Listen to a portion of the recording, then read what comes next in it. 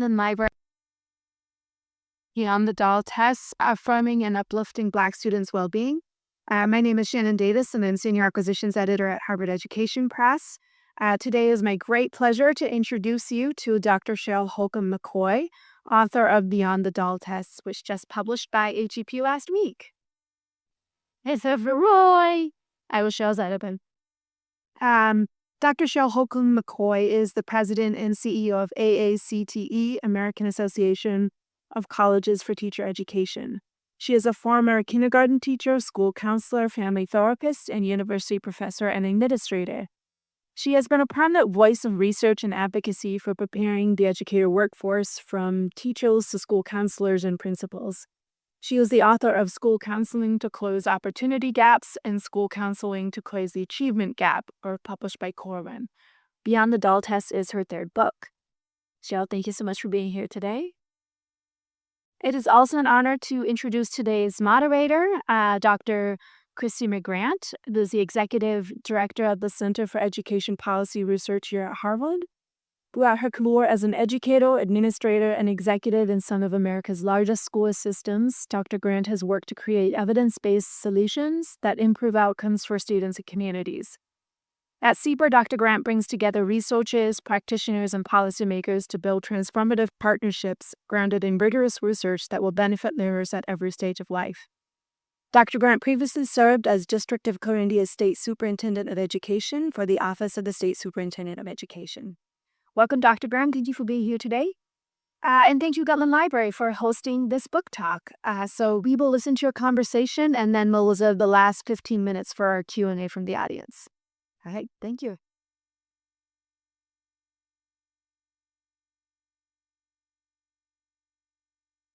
Is that better? I'm green. Can you hear me? I'm green. Okay. All right. Hello, friends in the room and friends virtually.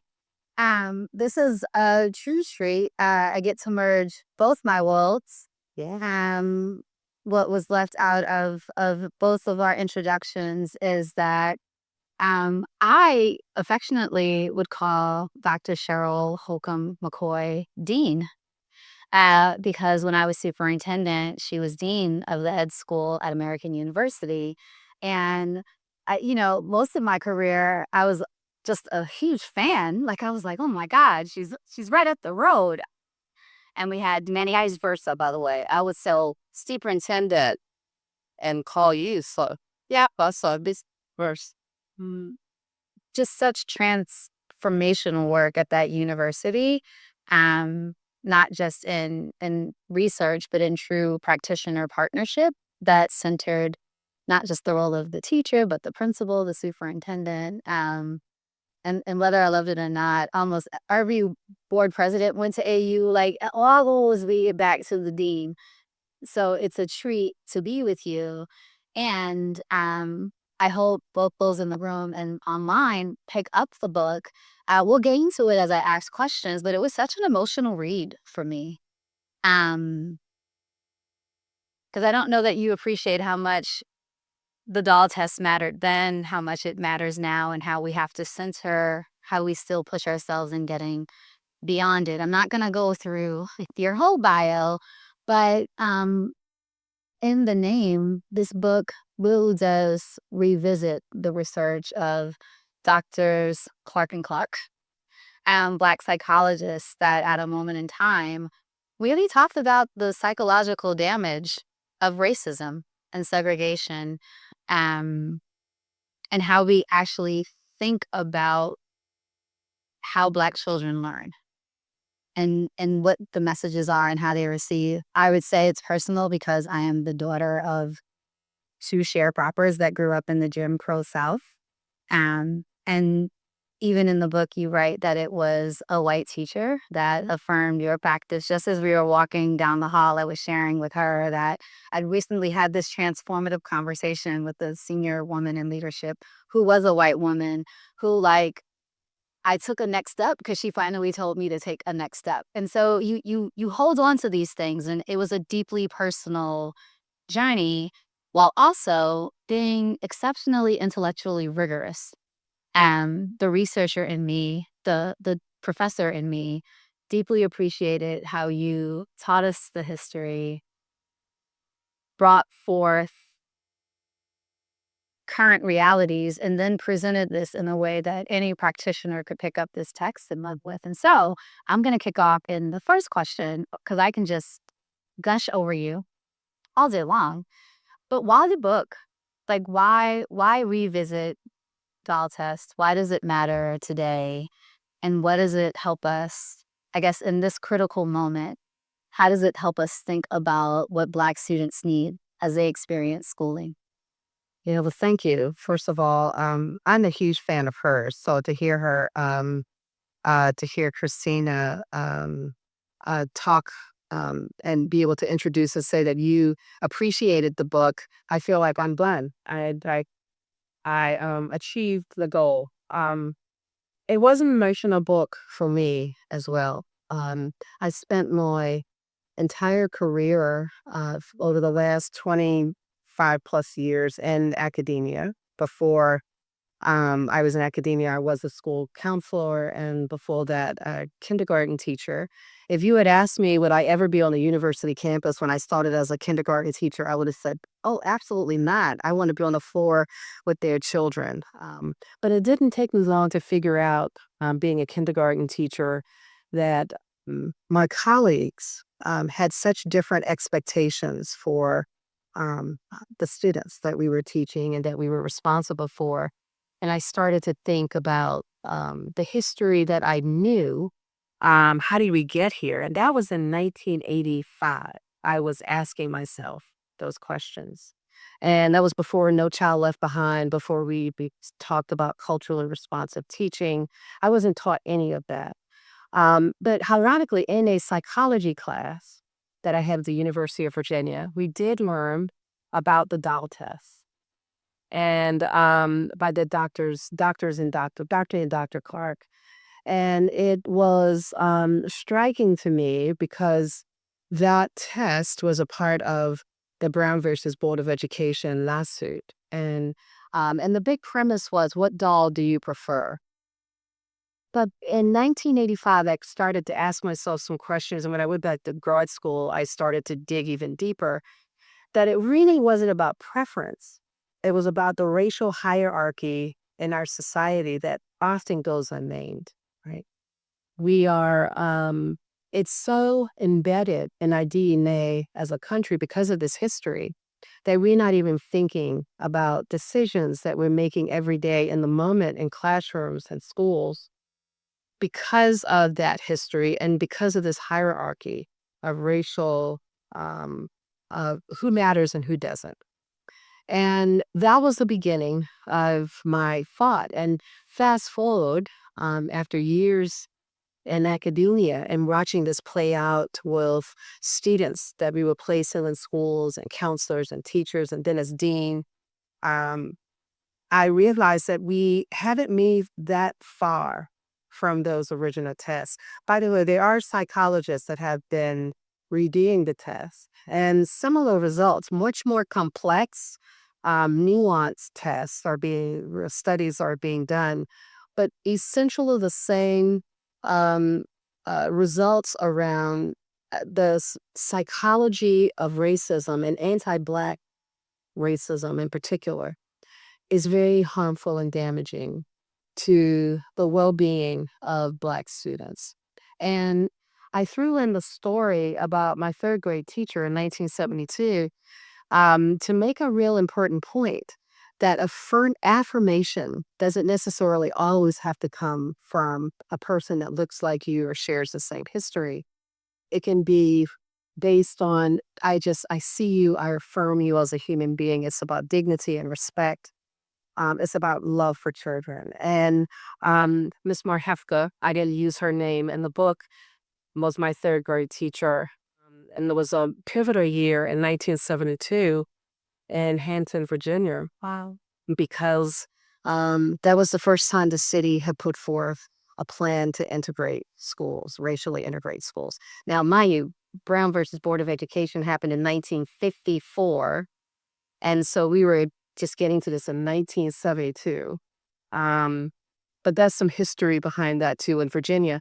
But with that process of me going to that school on the first day, I remember it like it was yesterday, and the meaning of Blackness really hit me hard. And so this has been writing this book was very personal to me. It's been a journey for me as an educator to think about how my life was um, formed by education and what was going on in the school setting, and wanting to help teachers and counselors and leaders, educators, of what they can actually do. I thought I didn't want the book to be overrun with theory and, because we can pick up a lot of books and just talk about theory and history, but I wanted to make the leap to actual practice. It's important now because you're still dealing with racial hierarchy. I mean, that is, it's embedded in our society. And right now, you're seeing it pull out because of the real pushback on in the anti-DEI movement is really a movement around that is not important for us to talk about, to apply to different settings anymore. And that's why this book, some people have asked me, why did you write this book now? It might get banned. Well, if it gets banned, that's a badge of honor. I'm okay with that. But we need this even more now because we have not finished the work of ensuring that all students, no matter their background, are affirmed. Yeah, now I'm thinking of like masters and doctoral students in the dark with a flashlight, trying to affirm their practice. And I have a couple of my students in the audience. I teach leadership through equity here. Great. At the ed school. And I mean, just in that response, there were just 5 different things we talked about this semester, one of which integration took decades. One would argue it's still taking place now. And from the teacher through the superintendent, you're not trained on how to do this work well. One area that you push on in the book, which I really appreciated, is that you refuse to see this through the lens of brokenness. And so it's more than just kind of revisiting the test. Like you call out very deliberately the need for affirmation, the need to celebrate all of what brings a child into a learning space. And I want to get this right. You approach it from a strengths-based perspective where you see Black students as knowledgeable, as capable, as resilient. That takes me back to like the one room schoolhouse, right? Whenever my mom's approaching her 90s, and so I'll call her and complain about some injustice in the world. And she's like, I learned in a schoolhouse with 30 other folks, and we were a K-12 system. And you get the privilege to complain at Harvard. And so it grounds me in not just my own resilience, but the resilience of our children. Can you talk a bit more about like what was your positioning to make this not a deficit? Like this is not an angry book. It's a beautiful read. With lots of practical tools that you can use, but it's grounded in a declaration that we must make a shift in practice. And it's grounded in affirming what students bring into the classroom. Yeah, this notion of brokenness makes this assumption that somehow a group of human beings are somehow broken just because they are Black, right? And the history that I keep reading throughout the book is purposeful because it's about how did we get to this place that Black students, who aren't any different from any other group of students, are perceived as being troubled or broken or somehow harmful to society. And this need to control Black students. When we walk into some schools that have large numbers of Black and brown students, the emphasis is on control or discipline. And though that's not by accident, history sort of caused that. So telling my story in the book, I talk a lot about, before 1972, we had chattel slavery and hundreds of years of sanctioned discrimination of Black people. And so the anti-Black racism didn't just fall out of the sky. It came about because of a very intentional, deliberate practice to dehumanize the enslaved. And so that is the history that I weave in, that this is not an accident. So this notion of brokenness comes from that history. So also, I think the part that brought me joy is that given all of the brutality and the trauma that happened because of slavery, chattel slavery, which by the way, um, chattel slavery demotes that run is owned and remains owned if born into this system. African Americans or Black Americans are the only group in this country that have ever been subjected to chattel slavery, right? So all other groups came here voluntarily, but Black people were brought here against their will and put into this system. So that's important history. So we cannot forget that, right? And then after 1865, although the slave or enslavement was over, then it was followed up with hundreds of years of discrimination based on race. But the beauty in that period, this is the part of history that balances it out, was that Black people still, in many ways, rose up and became educated, although they were told they could not be educated. And so in this, I was thinking about my own story. Before 1972, I went to all Black schools. And boy, was it a wonderful experience. We often think about those schools being somehow as they were, without the materials that were supposed to be there. The books were not necessarily the most recent books, but the teachers were off the hook, right? Love. I felt loved when I stepped into my kindergarten because Miss Ruffin, I remember all my. No, I mean, I'm sitting here and I'm like Miss Mark, Mr. Irving, but I remember. I mean, my teachers were wonderful. My Black teachers were wonderful in these all Black schools. Um, and the history, too, in the book is that when integration happened, we also break the system of bringing Black teachers into Black schools. So my parents were a part of that. Both of my parents were teachers. When schools were integrated in 1972, although I was going to this white school, my parents were also being moved to white schools, and they were demoted in their rank, right, in these departments. And my parents were struggling to find their sense of purpose and place as Black teachers. So all of this was happening, although they fought really hard for racial integration of schools and equal schooling, as we should have. But a result of that was um, a system of care that was taken away in the Black community. So this book tells the history. And so this notion of how did we get to this place is because of this deep history and the importance of Black teachers understanding from the community, understanding the students. Also, this is sort of, how I got to this place of wanting to tell the history, that not wanting to bombard students with just the history, but to apply it to where we are now and in what we need to do today. And it's been some of that love and care and affirmation back that I experienced kindergarten through second grade. I saw that happen in this school. And I watched my parents also dedicate their lives to education and the struggle. And we are still struggling. Black teachers, as you know, superintendent of schools in Washington, D.C., holding on to Black teachers. We have a shortage of Black teachers. And there is, I think, a very conscious and intentional sort of, no, I'm not going to teach because I'm not valued there. Um, and uh, and so we've gone through this process of trying to regain some of that.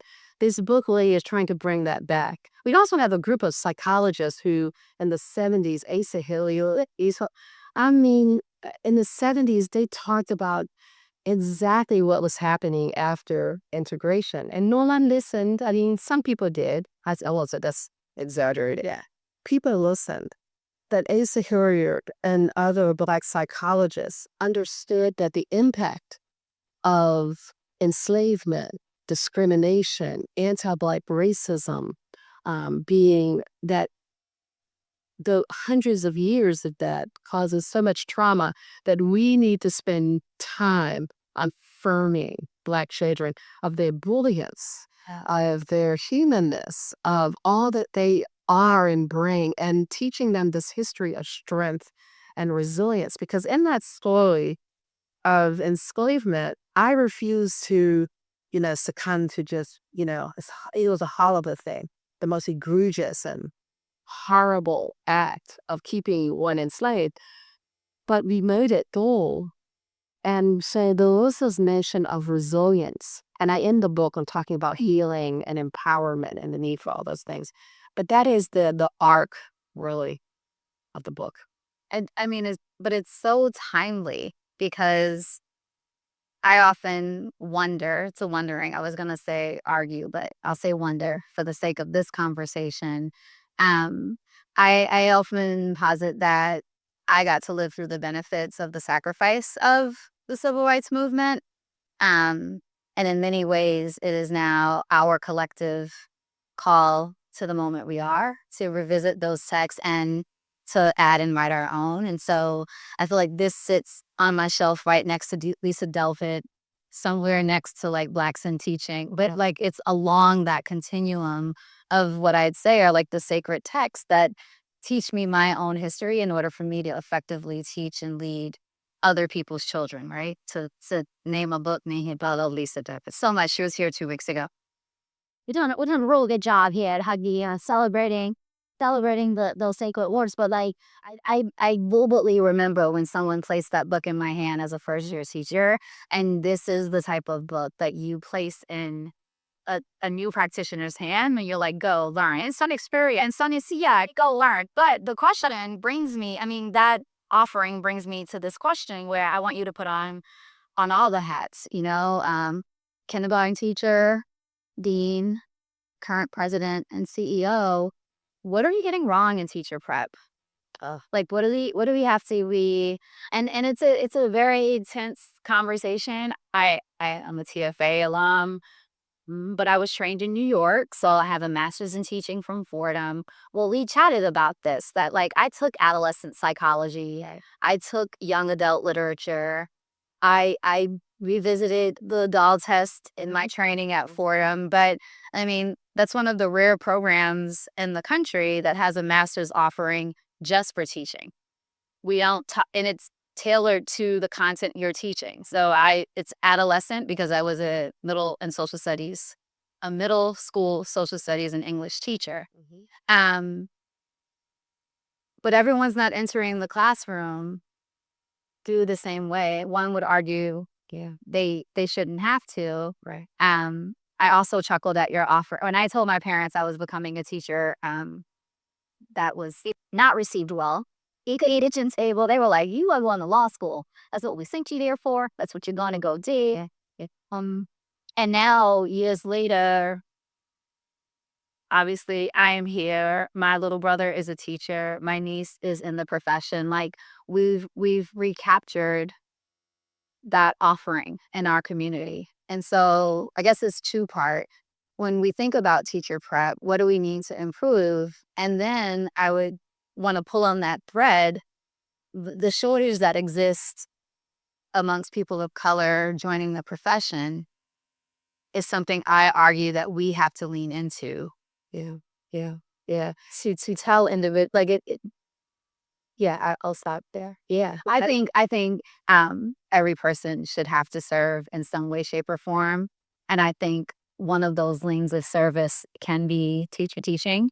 And I think it's So we want everyone in this room to sign up now. Oh, I mean, from Oregon, it's already right there. it was either Cheryl Chisholm or Marion White Edelman that said service is the rent that you pay to exist on this earth. And so that's my charge here and everywhere, that we all can go live great lives, but you should stop by a classroom. Yeah. I totally agree.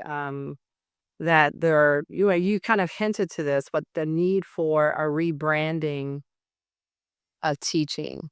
Um, that we've been through, the arc of teaching as a profession has been one of great respect and um, and honor to one of now, like you said, parents are telling students not to be a teacher, or teachers are telling their students not to teach, which is very troubling to me. So we do need this notion of rebranding of teaching, and that's not without some history here too, right?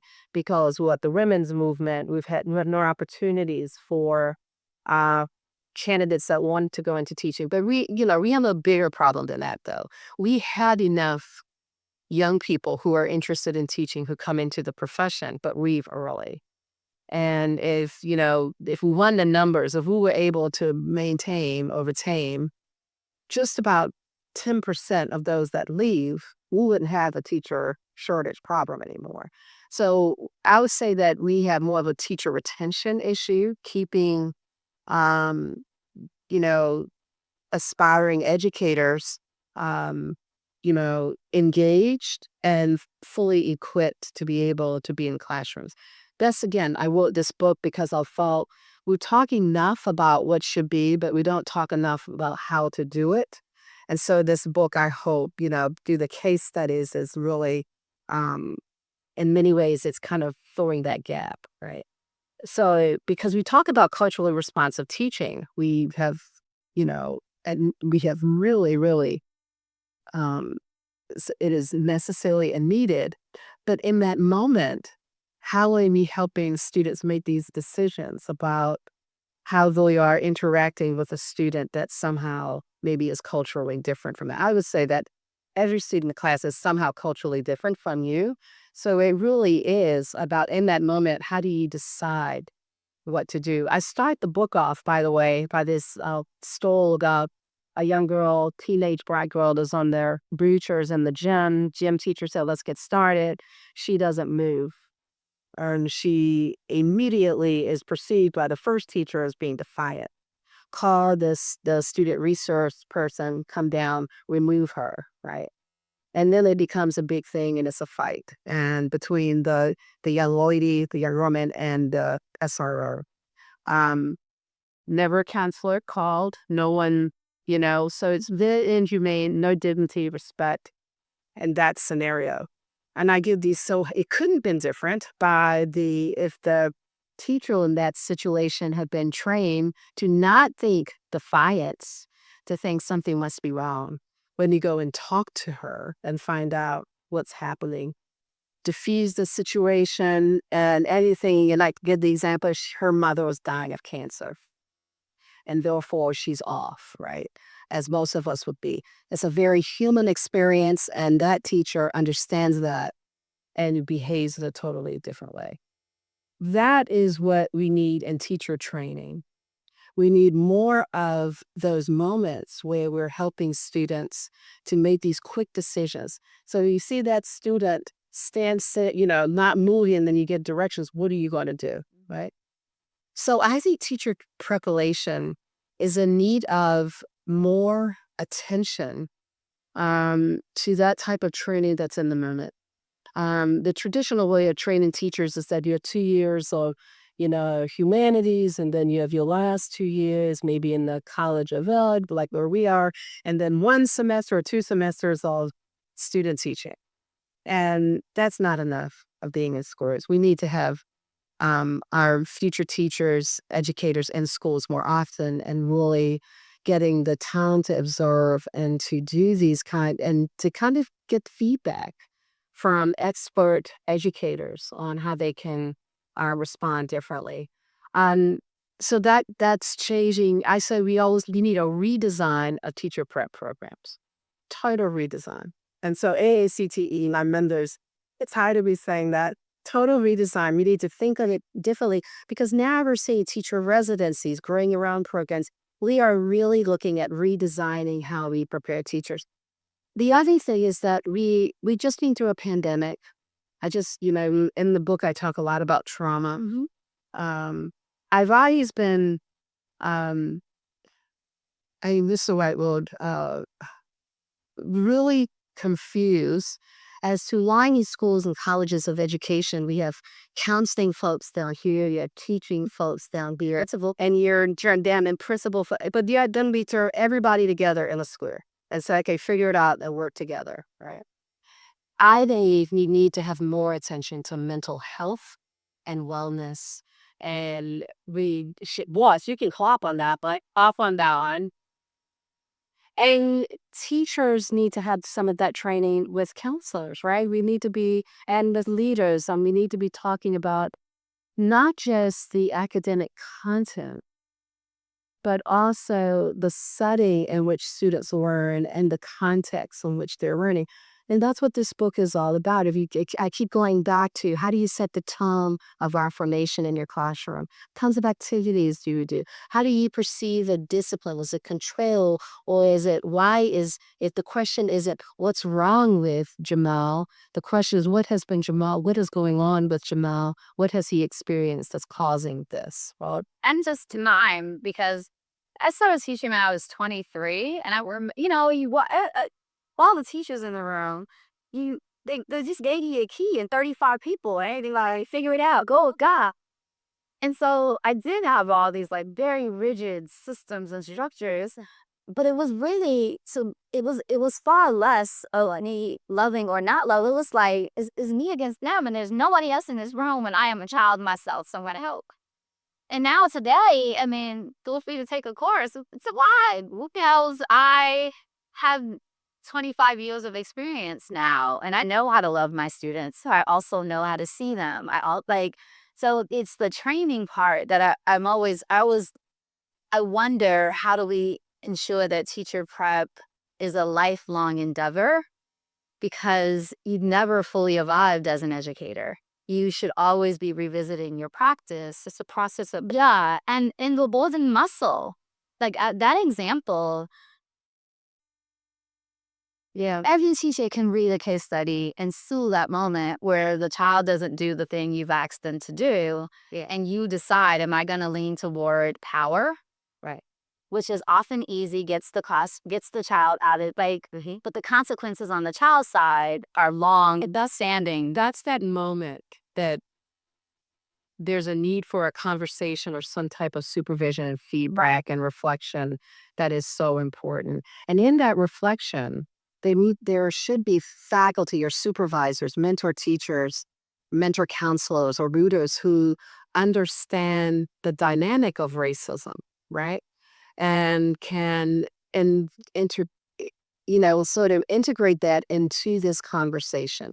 That is masterful when it happens in the right way. And this is, again, as we said, Black psychologists like Asa Hilliard and others talk about that a long time ago. And actually, we've lost some of that, of that time, because it is the time to reflect on your craft with someone to also affirm teachers that it's okay, right? It's okay that this is tough, because it is tough. Teaching is a profession and it is tough. Counseling, leading, these are all professions that are tough. It doesn't just come, there's some people around that think that anybody can teach. I look at TV sometimes and I'm like, what? Anyone can teach? No, that's crazy. So, but there is this myth, but it is much more complex and nuanced. And so what's missing in teacher prep, I think, is that, as you said, the time, but it's the space and crafting that space to have those conversations, to pull the history back, to bring the context back. I talk in the book also about another area that over the years I've seen teachers and counselors struggle with is working with parents. And this another myth that, Black parents don't care about their students because they're not showing up. We have these norms of what parent engagement looks like. And let's not forget the history of being told you can't, coming to a school building, or better yet, I always said, your engagement is going to be as good as what your experience in schools were. Say if you were made to feel less than as a student when you're a parent and you are, coming in contact with the school, there's a likely probability that you're not going to trust that place and the people in it. And so educators have to turn that dynamic around. Good educators understand that history and understand what they have to do to create an environment, a community that is trusting. So I think in teacher prep, we talk little about community engagement. And in DC, I was all about community engagement and growing parents and to co-create their children's experiences. When was loving that parents can co-create and believe in the can do, which is But you have to get that is real a tough thing to do. You can say it, and to have people believe it goes back to these ideas about controlling Black people or Black people being somehow less than. There's no way they can create this with us. We know what's better. And that's not often in the school settings, that's not Black or white. That's just this authority, hierarchy of who controls schools, right? I'm happy you named that because that's another thing that the higher you ascend on this ladder of leadership, you also have to remember your stakeholders, and parents are, whether you accept that or not, they are a child's first teacher. And so what role do we play in creating space for them? I mean, I could do this all night. You were making me realize one of the case studies, we could offer a case study. In DC, we passed menstrual health standards. Probably one of the only places in the nation that has them, but it was grounded in so much of what you put in the book that somewhere around middle school, girls just become. But it when it all said, the older girls too go, Yeah, there was some. But when it's such a full circle example of what lies in this book, because we will tell ourselves like children come to school for one reason or another. Parents engage for one reason or another. Right. And I remember when the team brought this to me, on the one hand, I grew up super conservative. So the last thing I want to do is go on the news and talk about periods, right? But when I think about my training, understanding history, understanding the full scope of it, you can look at an attendance data point and literally track the decline through middle school into high school, all grounded around not just natural reproductive health functions, but disinvestment across communities where you don't have access to healthcare, you don't have access to products, there is no universal understanding of language, and children just disengage because no one's teaching them about natural light functions. And I always joke to superintendent, one would think you'd end up on the news for lots of things, but NBC Don showed up to talk about periods, and again, still mortified, still never want to do it again. But to this book, I told the reporter, I was like, you want to know how I learned about cycles? I was sent to the gym. All the girls were pulled out of class, and we were sent to the back of the gym where we had like a little, it was less than that space. That's the nurse's office. So you talk about disinvestment in schools, right? Yeah. And in the nurse's office, they handed us a pamphlet in a box, and they were like, you can go start your life chart, right? Went home to super conservative parents. Right. Cool. We're like, we're just going to pray. Yeah. But my mother literally didn't have words to teach me. Right. And I remember standing in Whole Foods, a good DC parent, and I didn't know. She was like, Dr. Grant. And I was like, oh God, bless these. What did I do today? And she's like, I just want to thank you. She's like, we reading these documents, we don't want to talk about it. But I know so to her, like, you. And she's like, and thank you, because we didn't just pass the policy, but materials. Every college, every public space had to have products. And that's why this book is so personal, because you can't confront oppression if you aren't grounded in historical framing, practical teachings, and you have to be willing to confront your own lived experiences along the journey in service of other people's children. In the teaching of about oppression, it's not uncommon for people who are experiencing oppressive lives not to understand this history as well, right? Of why things are the way they are. And so that is also the chapter about family empowerment is about uplifting families and the history of families and to see that as a strength, right? As instead of something to be ashamed of. And also the knowledge that's within families. Just as we can just talk about periods and menstrual cycles but there are people in the community that understand that a lot. They're just not talking about it, maybe in certain spaces. But it is liberating to create spaces and to give permission by saying, we want to hear from you about this issue. I'm on the board of a Martha's Table, which is DC. It's a group that is all about feeding and making sure there's food in communities. But we've moved into this space around early childhood education. And so as a board member, I go into, some of the readings with parents. And they do a wonderful job of creating the space that parents are the experts. You tell us what we need to do to be able to help you. That is so empowering just by getting that permission. That's the same thing that should be happening in schools, right?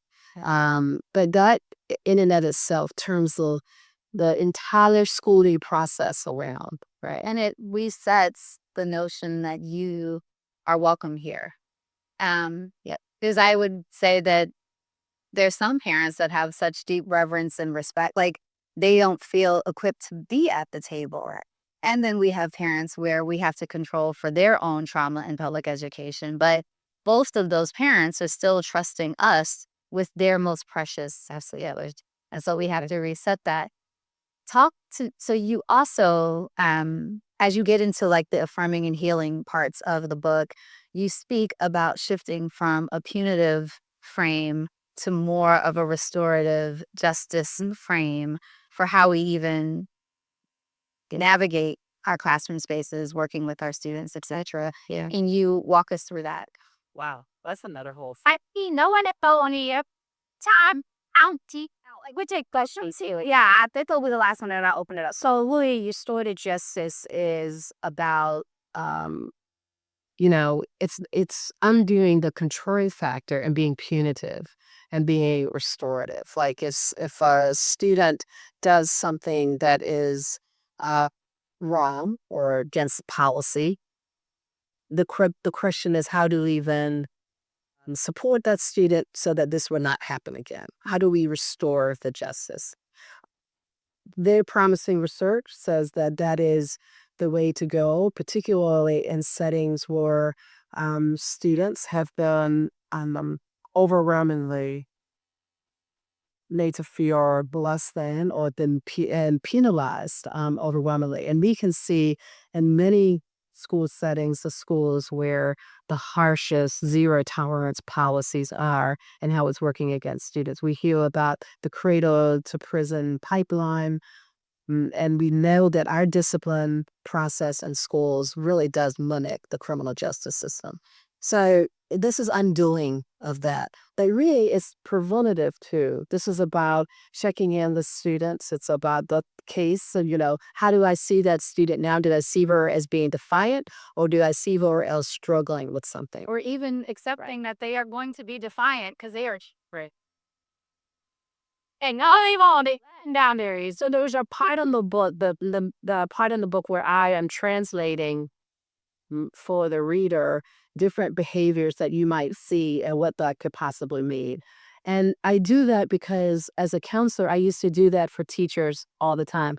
Actually, if the student is being defiant, maybe there's something going wrong. Maybe there's a sense of not having a voice. I'm being mistreated in this class, and what do I don't know what to do with that, but I'm feeling really horrible that you don't like me.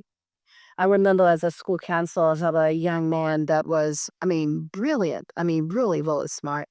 And even the most nuanced things that his teacher would do would set him off because he understood her better than she thought she didn't like him. His teacher didn't like him. And that and he knew it. I was gonna write. You have to know that children may So it made him feel more powerful himself in the classroom when he could do something that would set her off. But then you found out that he could set her off and they'd end up in my office. Thought became, why? Because he understood that, oh, if I do this, keep doing this, she'll send me to the counselor's office or the principal and they'll come to me. And so I, as a counselor, figured this out. And I told her, don't send him anymore. I'm going to come to your classroom and work with you on how you're responding to him. So, talk about teacher preparation. We should be doing that more often, even with new teachers and new counselors and leaders. Having someone to help you coach, to kind of help you respond to these situations is very important. We saw as a result of my time in that school, when I switched, that I was consulting the teachers rather than having the students come to me. We saw principal referrals or office referrals go down dramatically overnight. And it was a way that I was working with teachers, not just with one child, but she started in that class, started to do this with all the first. Her skills were getting better. So the key is that this space and time of giving this direct feedback and understanding the context in which students are working is so important. And in this case that I'm just telling you, this was a young black adolescent male who was brilliant, but was not being perceived as brilliant. He was being perceived as a troublemaker. And really, my job, I thought, was to turn that around because what a jewel deferred if his brilliance did not get recognized. So this is the work, the hard work that I'm pushing for in this book, is to really redo, untangle schooling and changing the entire process to look totally different for all students. If we get it right for Black students, we get it right for all students. All right. Amen to that. And anyone who's been a teacher, it's a beautiful moment when you feel your practice evolve in real time.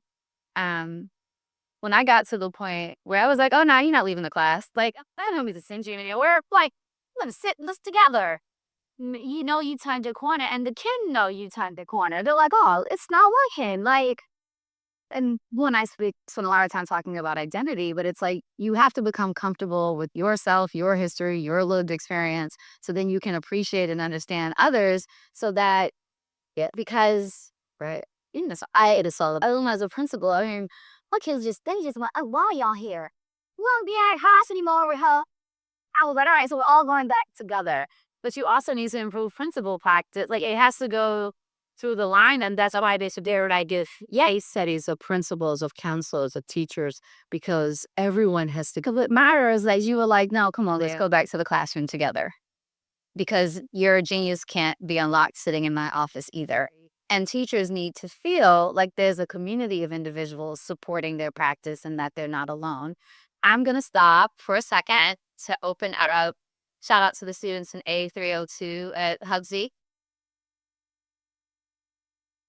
So I need to keep talking about this sometimes though. But do we have any questions in the audience? Or I don't know if or online.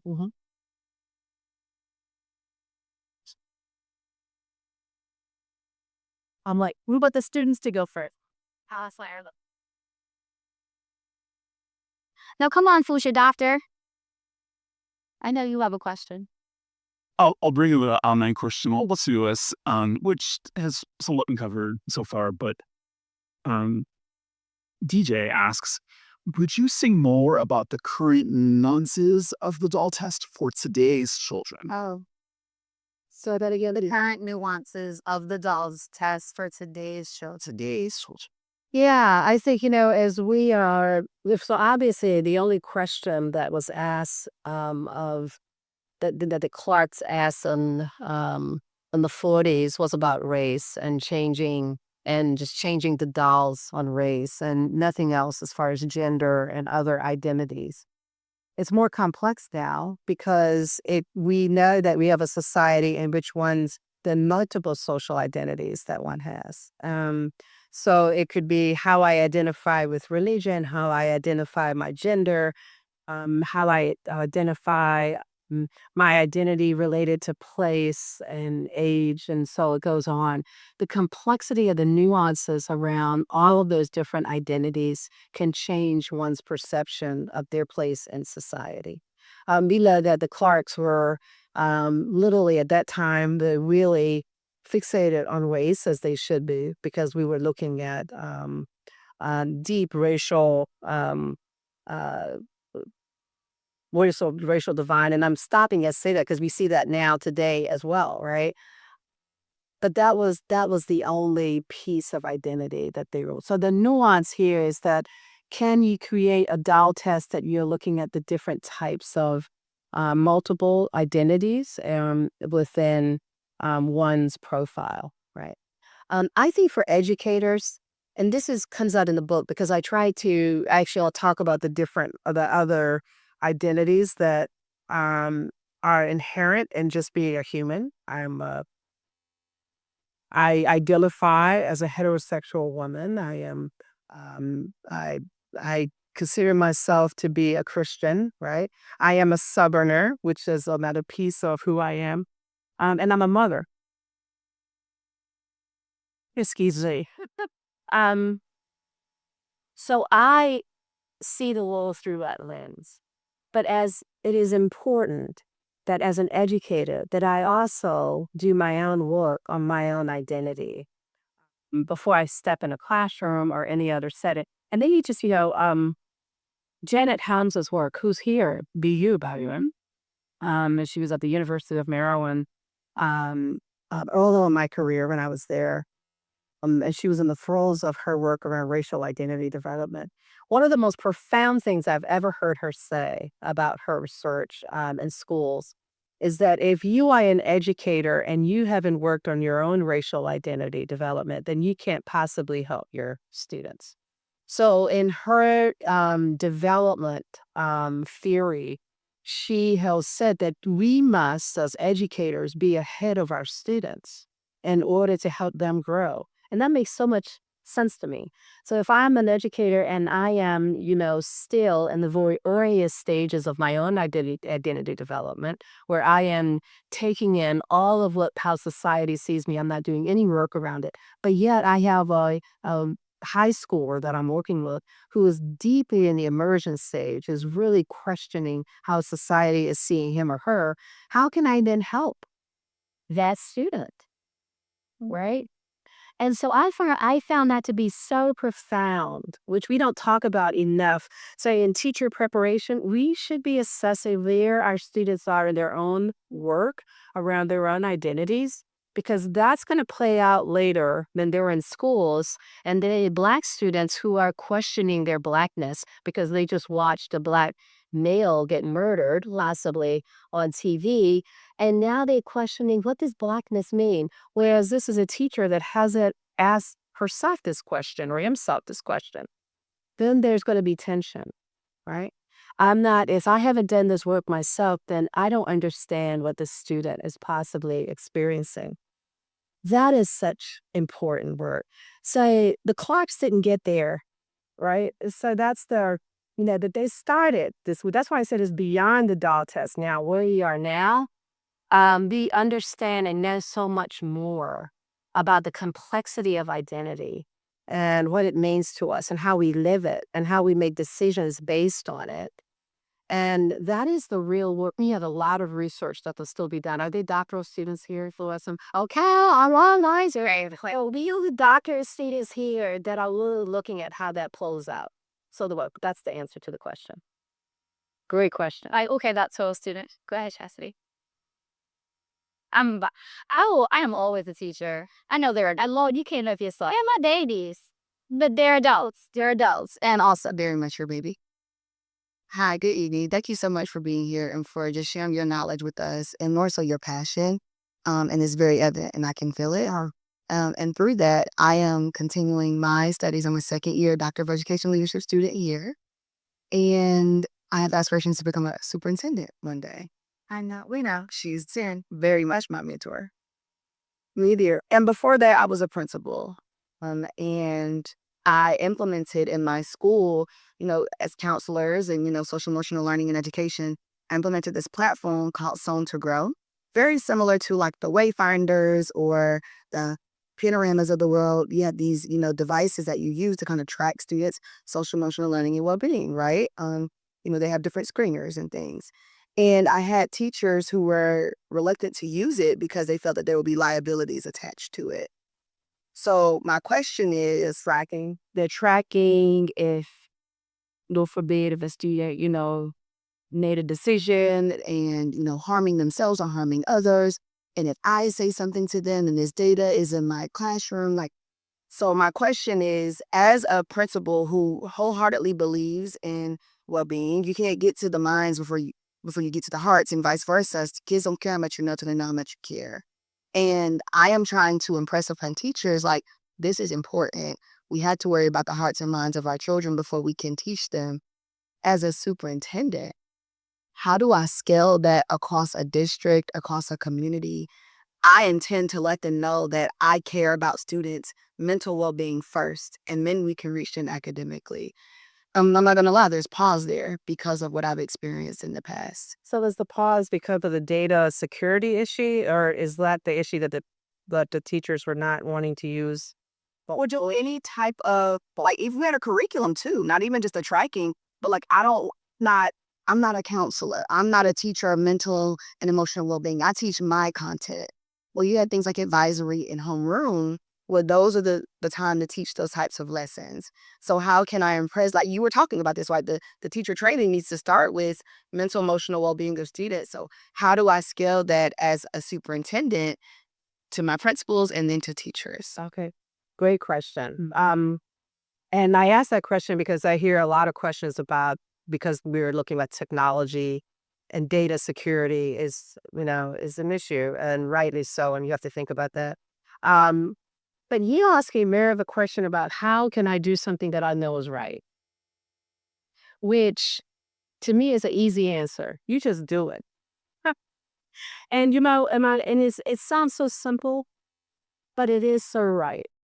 And that's the only way that I allow myself to keep going. If you think about how hard it's going to be, we are convincing ourselves not to do it.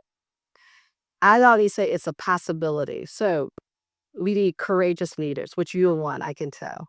Courage to step out and say, I know this is right.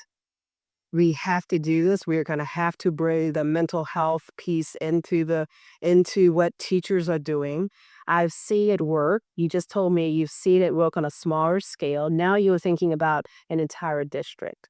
So in the spirit of the Clarks and, David Marshall and the others who lived before us, they didn't stop.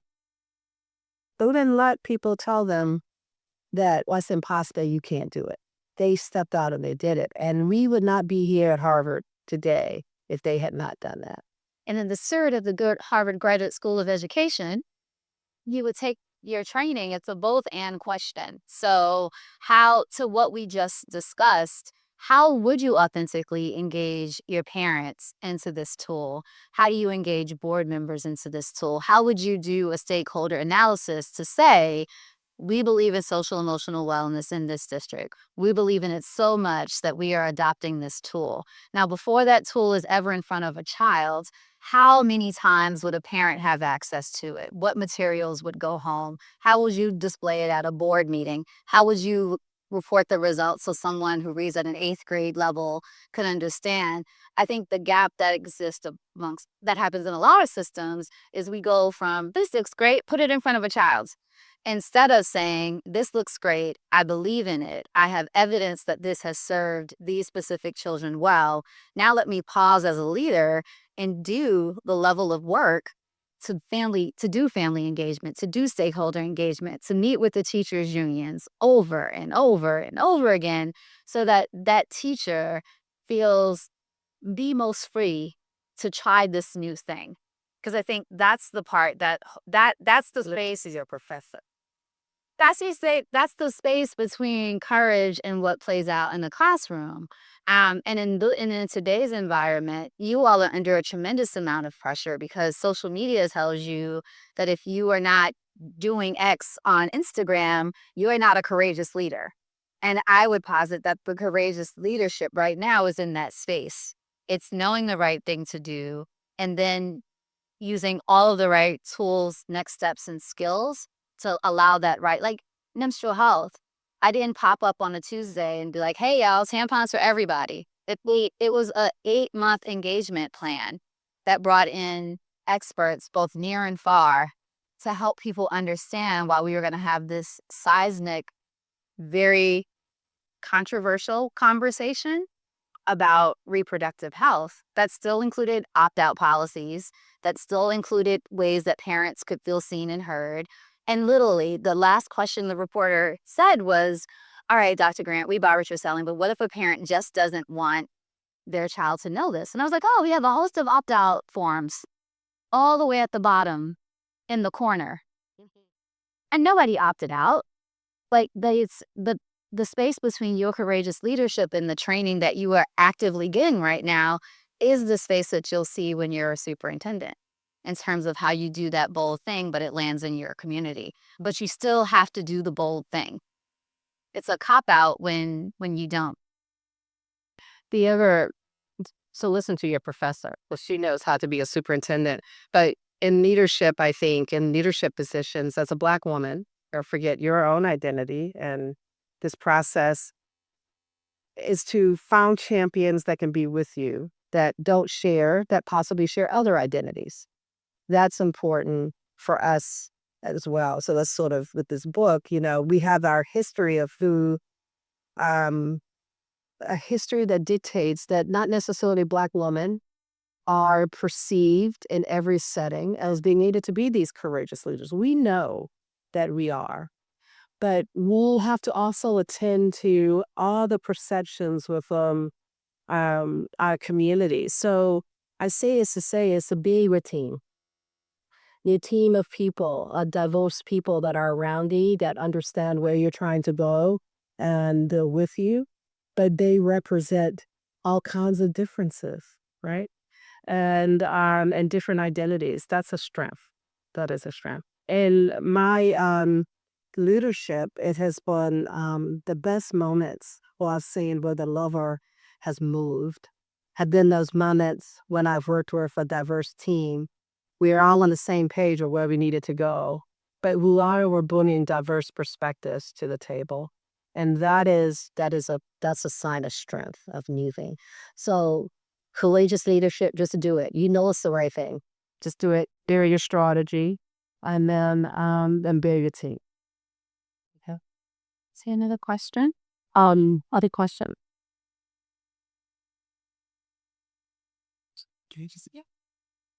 We definitely have time for questions, but some of you may not have the same amount of time that we have to answer the questions. So just wanted to respect your time, and if anybody needs to leave, make sure you get some cheese and snacks and help yourselves. Otherwise, what we still find out is Dr. Cheryl and Dr. Kasim are okay with that. Oh, yeah, okay. This is the best days. I'm ending March on a high note. Yeah, it's the last day of March. Good phone. I have a question. My good friend, I could listen to you all day. I've been thinking a lot about teacher training and educator training. Let's say educator training because it is the counselors, it's the school leaders, it's the literacy coaches, everybody.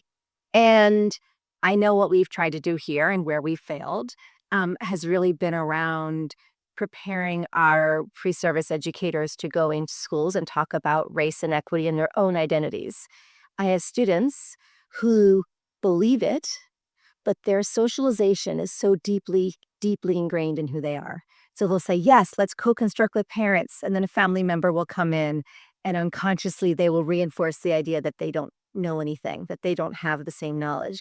And so I've been thinking a lot about like what needs to change outside of graduate schools of education to put more pressure on us to make this a priority so that my white future counselors are exploring their white racial identity and they are ready to go into schools with students who are exploring their identities. Because I think we aspire to get to this place, but at the end of the day, the accreditation groups don't necessarily use the leverage they have to set us up to go deeper. And so I'm just wondering, what, for those of us who think a lot about how we train the future educators, where do we still have to go? What else can we do to do this better? I'll take the first thought, and I want Tamara comment. There. But you have so much experience in school districts. So first of all, thank you for being here. Mandy and I go way back and our counseling. Well, and speaking of diverse teams, We worked on a very diverse team during the Obama administration and in our quest to change school counseling and how it's done. And we can talk about the successes there. It is, I think, there's a lot of work that we have to do is we place students into school settings. If as a university partner, and I'm saying partner, then I should be working with that school district more than just on a placement, right? So I should not show up only if I want my students placed because this is what we need for accreditation and, or I need research, whatever. it's very one-sided. So this building of relationships with our stakeholders is one that I took very seriously. And then I was a dean. DCPS was my go-to. Louis Furby, I had meetings with him all the time. We were working together. I can't tell you how surprised they were that I really wanted to do that because that was not the norm, right? But that's very telling right there. So it is how we show up with our partners. And we have to bend some in that, right? So our training can't be so different than what is heard on the other side because we're then setting our students up for failure, right? And so this has to be the co-creation of this training process. Now, there's a lot of distrust, just like I talked about the distrust of parents. There's a lot of distrust on the part of K-12 districts and universities. So there's a lot of the hard work there that has to be done. That is the only way, Mandy. And all of the evidence tells us, Linda Darling Hammond's Learning Policy Institute has some wonderful research that shows the power of K-12 university partnerships around clinical experiences and then how students fare. If there's a strong connection between the university and the K-12 district, and then that student goes into that as a teacher replacement, that teacher will stay longer. They feel more part of the community. The more disjointed it is, then the attention of that student or that future teacher goes down. So what gets just fast that we help our work to do on the university side. At the same time, we had universities, I believe, that should be changing our structure of what we want our faculty to do, and that's valued.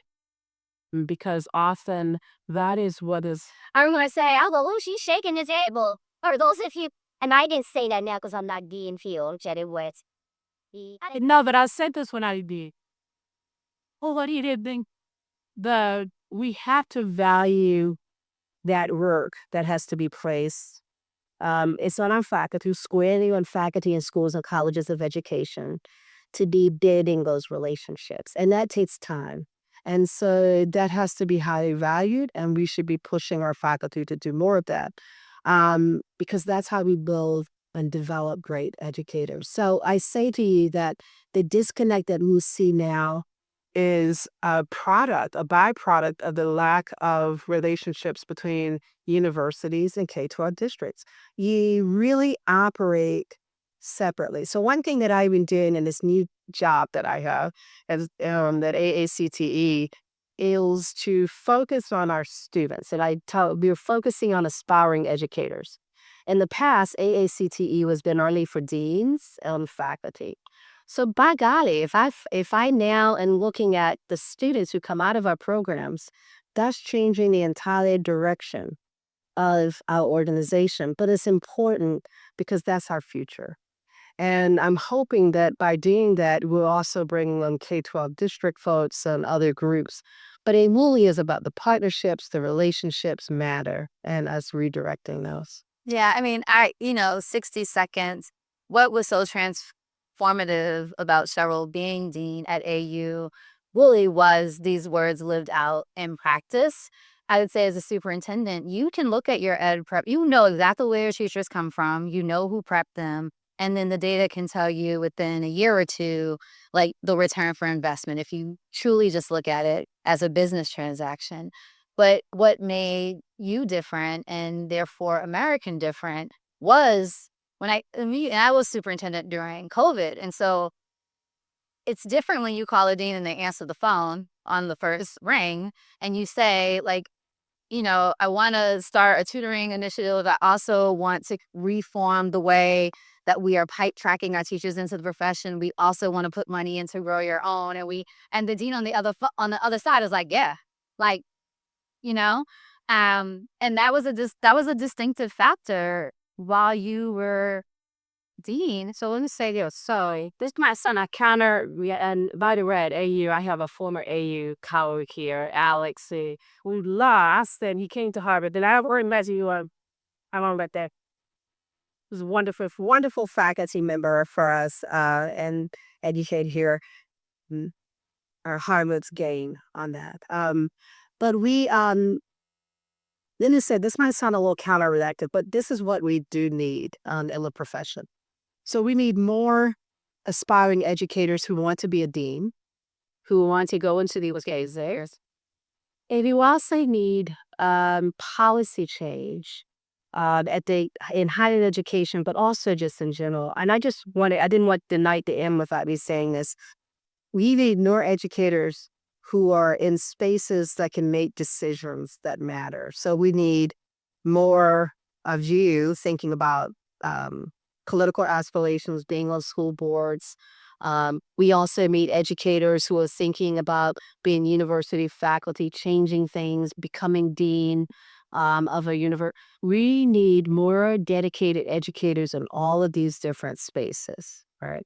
So if we really want to change things, we'll need people dispersed. Now, I know that sounds we want career educators. Now, you're completely tracked. So we also need, as my son tells me, Mom, it's not really about being a career. This is like, maybe, and I kind of think this is my old school 60-ish, 70-ish, that you stay in a job or career for 30-some years. More young people now, two of my kids, they're like, oh, I'm thinking about the next thing now. And that's okay. And I think that is important for us. That's why I'm telling you now, we need to be thinking about how they're building the capacity of education to make the changes that we want to see. If we want to see more clinical experiences that are connected to, we need people who believe in that and who are going to get in there, courageous leaders that are going to do it, right? We talk about the changes that are happening with this administration, the disinvestment in education, the belief that anyone can become an educator, or right out walking out that can become a teacher.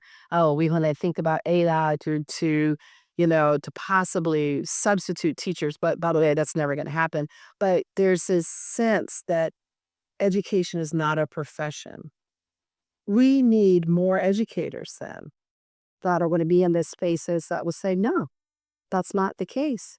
So you need to really think about building the capacity. And I give a lot of thought to that now about capacity building And they are, courageous leaders and folks who have a lot of knowledge into positions where they can affect change that we need. How we We do have a question from the online audience. okay. We have Okay. Very well. Yeah. First, also a shout out to Holcomb-McCoy, who happens to be online as well. Al. Okay, this is from Dr. William Sporson at University of Maryland. All right. Excellent conversation, Dr. Cheryl. Thank you. How can I, as a humanities professor, work with community mentoring programs to undo the challenges that many K-12 classrooms have inflicted upon our young Black girls in particular? What are some of the key ways I can help with this online learning I'm doing? Oh, I think, first of all, wonderful that you are interested in working in the community and working with young girls, young Black girls. I talk in the book, we often talk about, um, the treatment of Black boys, particularly within the discipline system. But if you really look at the data now, young Black girls are being traumatized through discipline and through penal and punitive forces in schools and communities, and are really burdened heavily by the trauma, sexual abuse, and all kinds of other types of abuse that young Black women are facing.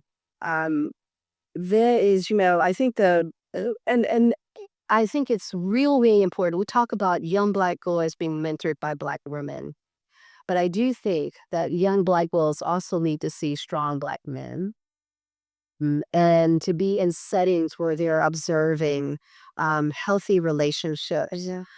is so important. And that's important for all girls, not just Black girls. But because of the trauma that, again, going back to the history of discrimination, enslavement, that history has really burdened over generations for Black women, trauma that's passed on through generations. And so it's important to undo that. And sometimes we need, many times, all the time, we need good role models and mentors that are also men or male, identifying as male in those circles. Um, but I do think, as within a mentoring program, and I talk about, the use of self-efficacy and Bonduro's theory of self-efficacy as a major part of this work. And the reason why I chose self-efficacy as a theoretical framework is because for us, for Black people in general, this notion of observation, what we see, that becomes part of how we think about ourselves is so important. So this modeling that happens around us, and I'm a social cognitive theorist. So I think about, that's how I believe that we see things and then we make sense of it and then we act on that, right? And I think it's so important for mentoring or mentors to be good role models so that we're silly good behavior, right? So I say, and to go for this caller, to be sure to be joining a really good mentoring program that has some type of training component and debriefing component. So once you're mentoring, if I'm mentoring you, you expressing to me maybe something that I've never heard before, I should be able to go to someone and get some support. We can't assume that the mentor knows everything about how to support students. So there should be someone that's there with the expertise and the knowledge to help mentors. I am totally against just starting a mentoring program without any training and with no one around that knows anything about mental health and wellness. That is negligence, right? Good faith, but negligence, because when you're doing mentoring programs, there should be really some guardrails and some pieces of that program that really should be safeguarding students from harm, right? And the mentors themselves from being for being harmed and harmful. But I think it's wonderful. I could tell you, list the books, go read my book, and you can then have resources in about resources that could be helpful in being a mentor to young Black girls. but it's important that we had very good role models and people in their circles. I give a Greek model here for young Black girls. It's a group counseling sort of model that I use, a modeling counseling. And it really is all about listening to what the girl, what's important to them, and having them tell Lee what's important to them. And then we embed that affirmation. And it's a little simple sort of framework for doing group work and mentoring work with young Black girls. I would a very good friend. She's a professor at NYU. Her name's Dr. Lauren Mims. She has a research center focused on young Black girls, and so I'd also tell you to join for inbox. Um, so but still, I want to close. I'm obsessed with genetic whole, and so just say you got to go build. Wait, what did you say? Did she come on? Is your radio? And Ciscano. in case you want to know what's happening, I was like, "Mom, I see, and there's a bird teaching. Is it still?" I was like, "What is the pet did I not control in this learning environment?" It's always a treat when you pick up a book and you're like, "Okay, I'm obsessed with who wrote the book," and then I was like, "Oh, she, Dr. Cole wrote the forward," because in book circles, I'm like, "Wow," and Dr. Cole, Black her. I thought she was online. I was, yeah, I'll bump them. It does just pop up. Yeah, sorry. I say that girl out. But I wanted to close with the opening words of the forward because it really resonates. She writes, "I'm deeply moved that President Cheryl Holcomb-McCoy, my colleague, my sister, my friend, has found in my words and legacy a spark for her own work. As I witness how she does the work that she is called to do, Cheryl continues to inspire me to do what I can do to affirm and uplift Black students. And I have to tell you that being a superintendent was arguably the scariest, hardest thing I'd ever done. You, it looks so easy. And you, the dean here, you're dean at AU, and Bridget was dean here, right? And you're the only two Black women that I've ever seen serve as deans of education. And you being on the other side of the phone through arguably the hardest time in recent education history made sizable difference for the children and educators in DC. And so I thank you for this offering, but for your tangible mentorship and upliftment of Black children, and I would argue all children. Oh, that is so wonderful. Oh. What do you say to that? And Janetta, if you're in this, Janetta Cole is a force. And I aspire to be like her. I met her through sorority sisters, but I met her at maybe join, we won't go there. They joined an organization that happens to not be on the live or so, happens to not be pink or green, but it happened. But I met her and she pays it forward. And I want to leave it that note too, because what I learned from her is that, it's all about helping others to do the work that you know is so important. And what she told me is she said, "Sister D, you can do this." Just like what I told you. You can do this. You know what the light thing to do. Oh, we're not there. Just do it. That's not buttons. That's why I codify to you and to all of you is that there's so much work to be done in education right now. And you'll have to such a pivotal moment, right? It's our term. It's our term. So I say this to you in genetic fashion. You go, girl. Do your thing. And man, go, boy, that he can do this. Thank you all for going out tonight. I hope that something inspired you to keep doing all the good work that you're doing. Thank you. So, Let's do this whole thing. Sanji. Oh, the Marie old and my men's being. Oh, this was great. As researchers, the intersection of race, wellness, and power. Is he gonna write the